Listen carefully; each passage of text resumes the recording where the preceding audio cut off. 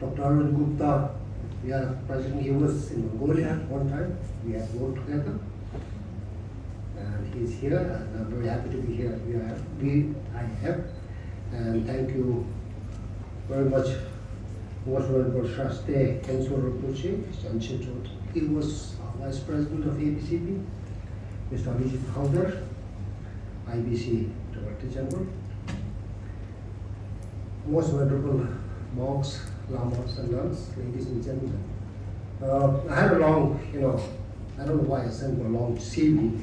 So I'm not a media person as such. I've been doing a lot of different work, and I was in the media too. When you look at the topic, the role of media in the 21st century, it's a huge topic. And we can only take one or two aspects of such a huge, vast topic as such. And given the time, it is 10 minutes.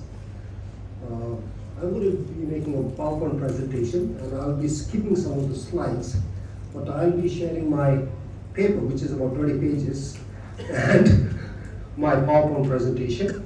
But I would like to touch on Mongolian media, religion of Mongolia. And I don't know how many people know that Mongolia is a Buddhist country. We were an atheist country. We are now a Buddhist country. And I think media has a very, very important role in disseminating what Buddha taught us and what we need to do to follow Buddha's teachings. This is the content of my presentation, introduction I've just done, religious tolerance. That's very important to know, this has been in Mongolia for many, many years. And then it goes into history and retrospect, laws and legislation, because we are living in a country or countries where the law-abiding citizens we have to create. Religion in Mongolia, it has a turbulent history. The state of media in Mongolia, which is now free for the last 30 years. Media and religion, what can media do and what can religion work with media, and then the conclusion.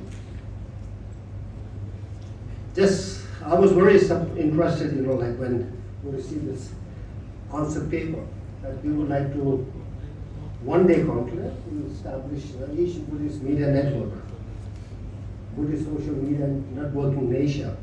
The world is getting smaller with all the social media that's coming along, And I think this kind of networking is very important. We come to know each other, then we exchange ideas, and then we start working what we need to do in terms of our philosophy, Buddhist philosophy. How do we media interact? How do we work together? I think unity is very important even among the media fraternity, right? Dr. Sundar said that, somebody also, I think, Guru Murthy also said, media has both positive and negative links, and Gishe Dorjit said that media is constructive and destructive. It's very true. The kind of media that we were talking about, mindful communication, constructive. If it's a mindless communication, it's destructive. So I think this is what we have to understand. The collapse of the Soviet system in Mongolia in the 1930s also led to democratic transformation in the country. With these transformations, they came freedom of media as well as freedom of press. And then the first free press was called Archibald, meaning democracy, ushering in a multi-party system, plurality in the country. So religious tolerance, as I was saying, this concept actually came very long time back, from the time of Genghis Khan. We call him Genghis Khan, but the rest of the world call him Genghis Khan. One of the, I think, experts about Genghis Khan is American scholar, Jack Manifold, in his book called The Genghis Khan and the Making of the Modern World. He had written that Genghis Khan decreed complete and total religious freedom for everyone. And John Bell also says the same thing. In the 13th century, we had the Mongolian capital called Karakorum. I'm sure many of you have heard about it. They used to have, I think, different areas allocated to different religions. So all religions could practice at the same time. There was preference was not given to any one particular religion, although at that time shamanism was a predominating kind of a belief. Just history to represent. Mongolia is a traditional Buddhist country. Geological excavation, archaeological excavations, evidence that I think even during BC, Buddhism had come to Mongolia through India. And there are scholars who argue that the history of Buddhism, there were ups and downs 3 times in the history of Mongolia. The last one came in 1990, when we had the democratic transformations following the collapse of the Soviet Union, following the so-called perestroika, glasnost by Gorbachev, and Mongolia became a free and democratic country. And also we started having free press and the freedom of belief.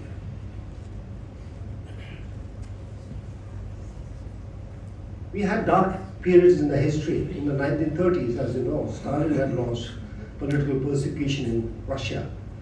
And we had a ripple effect in Mongolia too. There were political repressions in the 30s, which culminated in 1937. There were more than 1,000 temples and monasteries, Buddhist monasteries.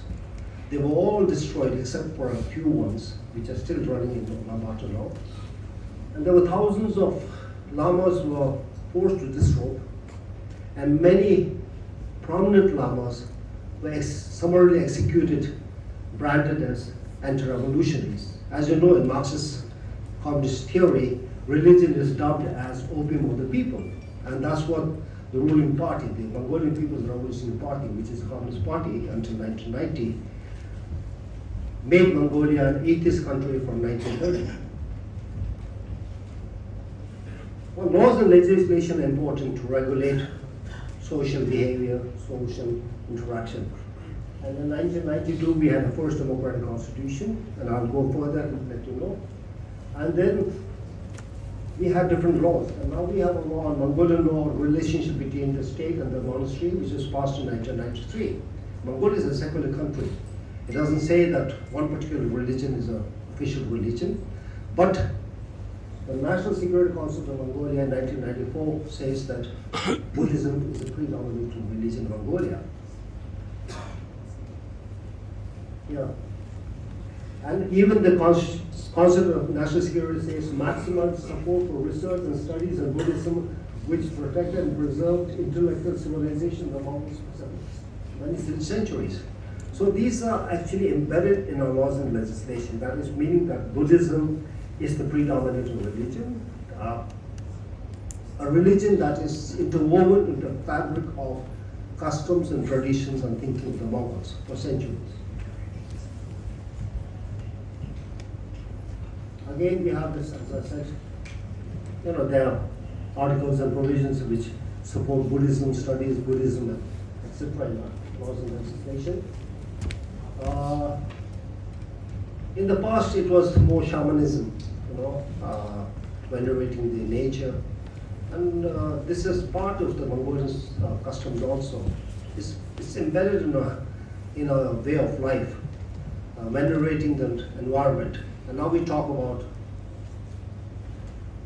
then we have Buddhism, then we have Orthodox Christians, and we have Muslims, we have even Catholic Christians, we have the modern day Mormons, and then we even have Christianites in Mongolia, a country with just 3.3 million population. I'll go here. Religion in Mongolia, Buddhist 86.2%. That was in 2010. In 2020, it was 87.1. There's a growth, slight growth. And we look at the Christians, 3.5, 2.2. There's a drop also. The thing is that the way the pastors and the Christians and the missionaries approach the people, they actually normally target the poor people.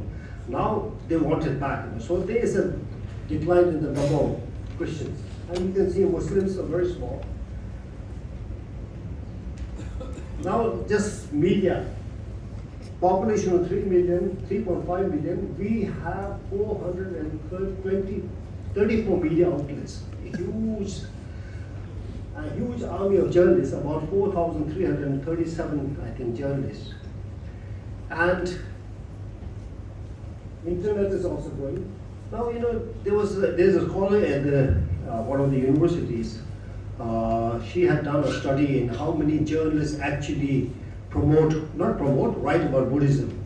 And I think, yeah, I'm just finishing. So, there are two media outlets in Mongolia, basically. One is this, it's a family radio 104.5. It's a Christian radio station.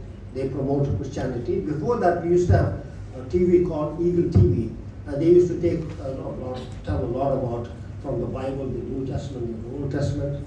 And the only Buddhist media outlet that we have is the Buddhist monastery. The Buddhist monastery, the central monastery, the center of the Mongolian Buddhists, and we have a London TV. We have somebody speaking this afternoon. And then we have the newspaper, and we also have the FM radio.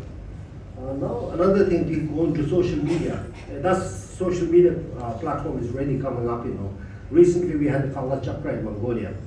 And Kantan has been very active, and they have about 92,000 followers. And they will be promoting Kala Chakra. And you can see, we also have another group of in the social media, it's called the followers of the Lord Buddha movie. I think there was a 55 series of Buddhist movie on the life of Buddha. It started in 2020. It's still going in different channels. And many people, young people now, it's reached among young people, and they say that Buddhism is not that a complicated religion. It's very simple to follow, from what the movie shows. So, and there's a lot of coverage of it. There is no biased or no discriminatory coverage in media, but sometimes the media tend to go beyond the board, like they look for sensation. For example, there were media coverages about some abuses that the Gandha monastery made headlines. But one thing, the 10th Bogd Khan of Mongolia, who is the theocrat ruler, he was recognized by His Holiness, and they wrote a lot about him. So just what I'm saying is, conclusion is that research shows that journalists as a whole in the country do not have a deep understanding of Buddhism. This is from a research which was conducted by one of the scholars. So the media has a role to tell the media people what they need to know about Buddhism. We don't have any model. Our messages must be simple in common man's language. Facebook, Kanbank, they use very complicated language.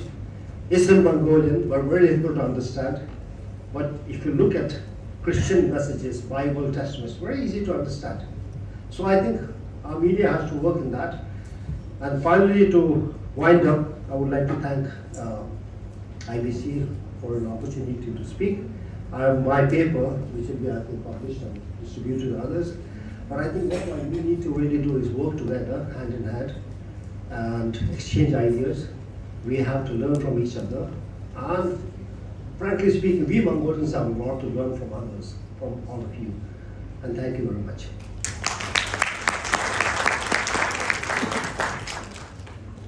Thank you, Mr. Chanrav Burenbayar. Thank you so much for your visit presentation. Next, we have Mr. Dibanjan Roy Chaudhary. Reading his biography, Dibanjan Mr. Chaudhary is the diplomatic editor of the Economic Times and has special interest in Bangladesh, Myanmar, Southeast Asia, besides Eurasia, Russia, and Arab world. He has been a journalist since 2001 and has worked with UNI, Kuwait News Agency, and Mail Today.